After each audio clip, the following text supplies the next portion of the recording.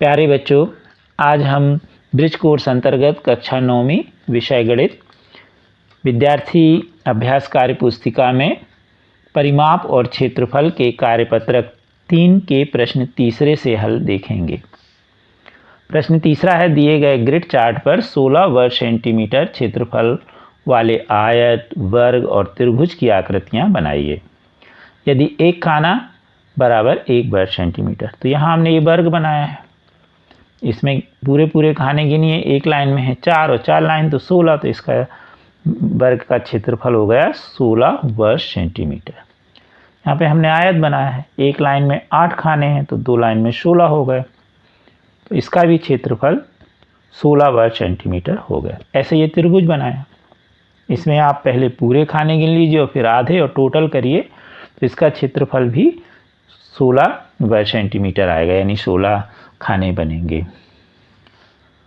अब हम देखें प्रश्न चौथा, नीचे दी गई आकृतियों का क्षेत्रफल ज्ञात कीजिए यदि एक खाना बराबर 1 वर्ग मीटर। ऊपर 1 वर्ग सेंटीमीटर था और यहाँ 1 वर्ग मीटर।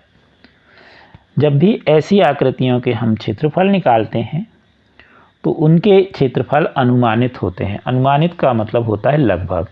जैसे किसी बच्चे का उत्तर मान लीजिए 55 आया तो किसी का 56 भी हो सकता है, इसलिए ऐसे प्रश्नों के उत्तर निश्चित नहीं होकर के लगभग होते हैं।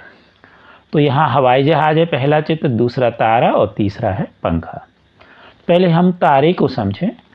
तो ऐसी आकृतियों में हम पहले पूरे वाले वर्गों की संख्या गिनें जो आकृति के अंतर्गत हैं। 1 2 3 4 पूरे हैं तो 4 पूरे हो गए, धन।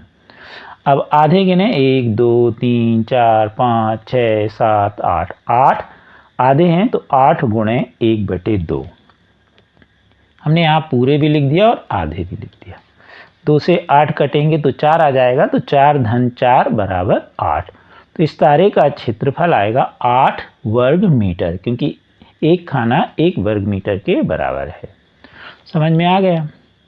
अब पंखे के लिए देखें तो हम पहले पूरे गिने, तो इसमें एक पंखी जो बनी है 1 2 3 4 और 4 पंखी हैं तो 4 चौके 16 और एक बीच में है तो 17 पूरे खाने हैं। अब आधे आधे गिन लीजिए। तो इस पंखी में देखें हम तो यहाँ से देखें 1 2 3 और ऐसे यहाँ 1 2 और ये 3 तो हो गए 6। अब कितने हैं ये 4 तो 6 चौके 24, 24 आधे खाने हैं तो 1/2 लिख देंगे, काट देंगे तो 12। 17 धन 12 तो 29, तो इसका क्षेत्रफल होगा 29 वर्ग मीटर। अब हम हवाई जहाज का देखें। इसमें बहुत सारे खाने हैं तो पहले आप पूरे खाने गिन लीजिए। तो ये लगभग पूरे खाने हैं 44। अब आधे आधे गिन लीजिए, तो आधे आधे खाने आपको लगभग मिलेंगे 22। 22 में 1/2 लिख दीजिए, काट दीजिए 11, 44 में 11 जोड़ दीजिए तो 55। तो 55 भी इसका क्षेत्रफल हो सकता है, 56 भी। तो आप इसको अच्छे से काउंट कर लीजिएगा, तो इसका क्षेत्रफल आएगा 55 वर्ग मीटर। तो समझ में आ गया ना। तो इस तरह से आपको इसमें ध्यान रखना है कि इसमें आधे ही आए हैं पूरे, परंतु कुछ ऐसे भी आकृतियां होगी जिनमें आधे से कम हैं खाने, तो आधे से कम तो उनको हमें छोड़ देना है। आधा है तो आधा लेना है, और आधे से ज़्यादा है, थोड़ा सा पूरे में कम है, तो उसे हमें पूरा लेना है। तो इस प्रकार ऐसे जो आकृतियां हैं उनके क्षेत्रफलों को जो आपके ग्राफ में दिया है निकाला जाता है। अब इसी में अगला है, उपरोक्त आकृतियों के आधार पर निम्न प्रश्नों का उत्तर दीजिए या हल कीजिए। किस आकृति का क्षेत्रफल सबसे ज़्यादा है? तो आपको किसका दिख रहा है? हवाई जहाज का। तारे की तुलना में पंखे का क्षेत्रफल कितने वर्ग मीटर ज़्यादा है? तो पंखे का है 29 और तारे का है 28। 29 में 28 घटा दीजिए तो 21 वर्ग मीटर। क्या तारे व पंखे का कुल क्षेत्रफल हवाई जहाज के क्षेत्रफल के बराबर है? तो 29 में अगर हम 8 जोड़ेंगे तो 37 आएगा, जबकि इसका कितना है 55, तो नहीं है, तो इसमें हम नहीं में टिक कर देंगे। अगला है, कितने तारों का क्षेत्रफल हवाई जहाज के क्षेत्रफल के बराबर होगा? क्योंकि इसमें 8 है और इसमें कितना है 55। तो हम लगभग तारे जो हैं, एक तारे का है 8, तो लगभग कितने तारे होने चाहिए? 7। तो 8 सते 56, तो लगभग हमें कितने तारे चाहिए हैं? 7 तारे।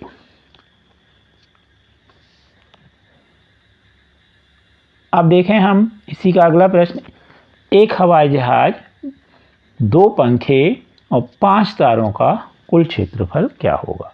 एक हवाई जहाज का है 55, अब 2 पंखे यानी 29 में हम 2 का गुणा करें तो 58, और 5 तारे यानी 8 में हम 5 का गुणा करें तो 40। अब इन सबको जोड़ दीजिए तो आया 153 वर्ग मीटर। तो ये सभी प्रश्न आपको समझ में आ गए कार्यपत्रक 3 के। अब हम देखेंगे कार्यपत्रक 4। आकृति ए का परिमाप 20 वर्ग इकाई और क्षेत्रफल 16 वर्ग इकाई है। आकृति बी का परिमाप और क्षेत्रफल कितना होगा? सही विकल्प की पहचान कीजिए। तो ऐसा आपको हम इसके पहले वाले वीडियो में कार्यपत्रक में समझा चुके हैं, तो उसी पर आधारित है। तो सबसे पहले हम देखें परिमाप। मान लीजिए यहाँ से हम शुरू करें तो इसमें आप ध्यान से देखिए 1 2 3 4 5, तो यहाँ से यहाँ तक हो गया 5। अब यहाँ से नीचे गिने तो कितना है? 4, तो 5 और 4 9, 2 11, फिर यहाँ जाएंगे तो 2 13, 13 और 4 कितने हो गए? 17, और यहाँ पर हम देखें तो 2 19। तो लगभग इसका 1 2 3 4 5 6 हैं। तो इसमें 6 हो गया, इसमें 4 10 और 2 12, 2 14 और 4 18 और 2 20। तो 17 नहीं होगा, इसमें अपन ने 5 गिन लिया तो 6 हैं। तो परिमाप हो गई 20। क्षेत्रफल तो अब खाने गिन लें 1 2 3 4 5 6, 6 दूनी 12 और 4 ये हैं तो 16। तो इसका सही उत्तर होगा 20 इसकी जो परिमाप है, और क्षेत्रफल कितना है? 16 वर्ग इकाई। अगला प्रश्न है आपका, नीचे दी गई जो आकृतियों में सबसे बड़े आयत और सबसे बड़े आयत और उसका क्षेत्रफल बताइए। ये एक ग्रिड बनी है, इसमें से हमने ये वाला एक आयत लिया है और इसका क्षेत्रफल, इसके खानों की संख्या 30 है, तो इसका क्षेत्रफल 30 वर्ग इकाई होगा। ऐसे इसमें से हमने ये लिया है, और इसमें सबसे ज़्यादा हमको कितने पूर्ण वर्ग मिले? खाने मिले 28, तो इसका ये 28 होगा। और आप अच्छे से चेक करिएगा। तो आपको ऐसा आयत बनाना है जिसमें पूरे पूरे वर्ग हों और सबसे ज़्यादा बन रहे हों। बहुत सारे इसमें बन रहे हैं, लेकिन उनकी संख्या सबसे ज़्यादा, अधिकतम लिखा है उसमें, बड़ा लिखा है, तो हमें ये इस प्रकार से आकृति को बनाना है। तीसरा प्रश्न है, सेम के रुमाल की एक भुजा की लंबाई 25 सेंटीमीटर है, उसे रुमाल के चारों ओर लेस लगानी है, तो बताइए उसे कितनी लंबी लेस की आवश्यकता होगी। यहाँ रुमाल बना भी है, तो हम इसकी परिमाप निकाल लें। वास्तव में ये वर्गाकार है, तो रुमाल वर्गाकार है, तो वर्ग की परिमाप यानी हम इसे 4a या 4 गुणे भुजा भी लिख सकते थे, 4 गुणे 25, लेकिन क्योंकि ये आपकी जो अभ्यास कार्य पुस्तिका है तो उसके अनुसार हम देखें तो इन सब चारों भुजाओं को जोड़ दें, 25 धन 25 धन 25 धन 25, तो आया 100 सेंटीमीटर। इस प्रकार अगर हम इसमें लेस लगाएंगे, मान लीजिए यहाँ से शुरू करते तो ये हो गई 25, फिर 25 50, फिर 25 75 और फिर 25 100, तो इसमें लेस की लंबाई होगी 100 सेंटीमीटर। अब देखें हम चौथा सवाल। सोनू के पापा ने एक आयताकार खेत के चारों ओर 240 मीटर तार की मेड़ लगाई। यदि खेत की लंबाई 80 मीटर है तो खेत की चौड़ाई ज्ञात कीजिए। हम मान लें कि खेत की चौड़ाई x मीटर है। खेत आयताकार है, इसलिए आयत की परिमाप बराबर होता है, आपको मालूम, आयत की परिमाप बराबर होता है 2 कोष्ठक में लंबाई धन चौड़ाई। इस सूत्र का भी उपयोग कर सकते, अन्यथा हम 2 बार लंबाई और 2 बार चौड़ाई धन करके लिख दें। तो लंबाई 80 धन चौड़ाई x धन 80 धन x। अब 80 में 80 जोड़ेंगे तो 160, x में x जोड़ेंगे तो धन 2x, और बराबर 240। ये हमको दिए है परिमाप। 160 का पक्षांतर कर दीजिए तो 2x बराबर 140 ऋण 160, तो 2x बराबर 40 घटा दिया, x बराबर 40/2 काट दीजिए तो x बराबर आया 20। तो इसकी चौड़ाई होगी 20 मीटर। पांचवा प्रश्न है, आपके वर्ग कक्ष के फर्श की लंबाई 220 सेंटीमीटर है और चौड़ाई 125 सेंटीमीटर है, तो उसका क्षेत्रफल ज्ञात कीजिए। फर्श यानी आयत का क्षेत्रफल होता है लंबाई गुणित चौड़ाई, आपको मालूम है। अब हम इसमें 220 में 125 का गुणा अलग से गुणा कर लीजिए तो आपको मिलेगा 2750 वर्ग मीटर। छठवां प्रश्न, एक खेत जिसकी लंबाई 150 मीटर है और चौड़ाई 100 मीटर है, उसमें 30 वर्ग मीटर की कितनी क्यारियां बनाई जा सकती हैं। तो पहले हम क्षेत्रफल निकाल लें। तो खेत आयताकार है तो खेत का क्षेत्रफल होगा लंबाई गुणित चौड़ाई, 150 गुणे 100 तो होगा 15,000 वर्ग मीटर। अब एक क्यारी है 30 वर्ग मीटर की, तो क्यारियों की संख्या होगी 15,000/30। एक जीरो से एक जीरो काट दीजिए और आप 15 को 3 से काटिए तो 3 5 15, तो आपका उत्तर आएगा 500। कितनी क्यारियां बनेंगी? 500 क्यारियां। समझ आया? तो इस तरह से आप कर लेंगे। अब यहाँ लिखा है एक आकृति है, इसका हमें क्षेत्रफल लगभग बताना, अभी हमने आपको अब इसमें वास्तव में जो ये वर्ग हैं वो आपके ग्राफ पेपर के अनुसार तो इस तरह से एक वर्ग, क्योंकि इसमें धुंधला दिख रहा है, ये जो किताब है उसमें हमने फ़ोटो लिया और किताब में भी धुंधला है, तो ये इस तरह से आप पहले बना लें पूरा और उसको गिन लें। दूसरे शब्दों में यहाँ छोटा भी वर्ग बन रहा है, तो हम बड़े वर्ग को लेके चलें, इस तरह से 1, फिर इस तरह 2 और ये पूरे आप गिन लीजिए। अब आप आधे गिन लीजिए जैसा हमने बताया, फिर आधे से ज़्यादा तो उसे 1 गिनिए और आधे से कम है तो उसे छोड़ दीजिए और इसको पूरे को टोटल कर दीजिए, तो जो सभी टोटल आएगा, योग आएगा, वही इस आकृति का क्षेत्रफल होगा।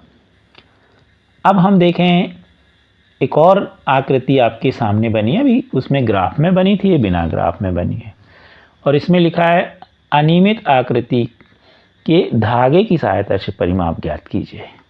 तो यहाँ पर हमने एक चित्र के द्वारा हमने अलग से धागा रखा, निकाला और धागे को हमने काट दिया और फिर उसको स्केल की सहायता से मापा, तो इसका क्षेत्रफल लगभग हमको मिला 34 सेंटीमीटर।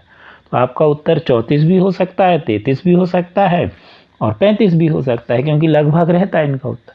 अब क्योंकि आप धागा ऐसा रखोगे तो एकदम रखोगे तो थोड़ा सा इधर उधर खिसक जाएगा, तो धागे का छोर पकड़िए, मान लीजिए यहाँ से आपने शुरू किया तो ऐसा रखिए, फिर यहाँ पकड़ लीजिए, उसके आगे के धागे को बढ़ाते जाए, ऐसे धीरे धीरे बढ़ाते जाए। एक साथ अगर रख लो तो अच्छी बात, ऐसा फैला के, नहीं तो वो आपका थोड़ा सा मुड़ेगा।